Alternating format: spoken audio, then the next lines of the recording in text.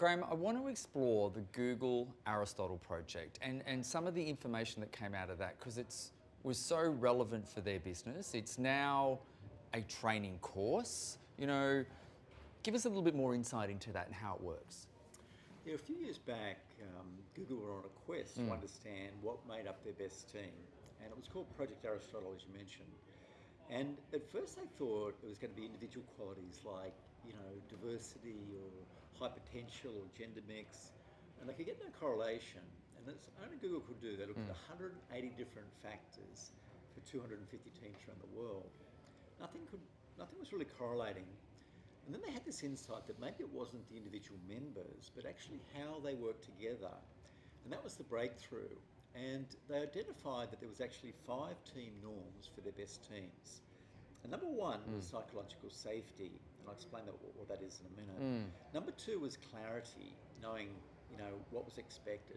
Number 3 was dependability, knowing we could rely on each other. Number 4 was around purpose, and number 5 was around impact.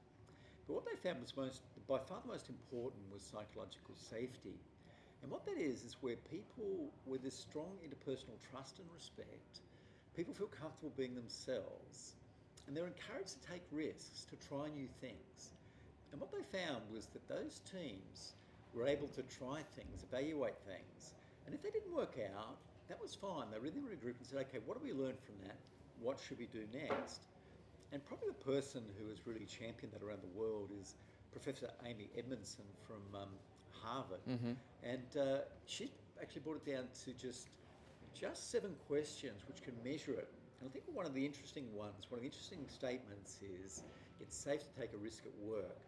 Now, we measured this in 2017, and only 34% said they felt safe to take a risk at work. And that's here in Australia. This is Australia. This is Australia. We measured it just this month, and it's now gone back to 28%. So it's gone from 34% down to 28%.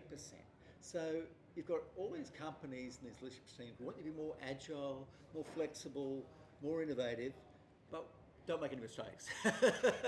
and to me, it's just this juxtaposition, really, isn't it? It's like, we want you to do this, but don't do this. And so therefore, it is fear.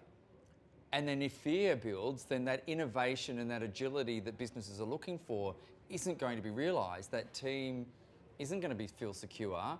Those ideas are never going to come to the table for fear of retribution. Would that be fair?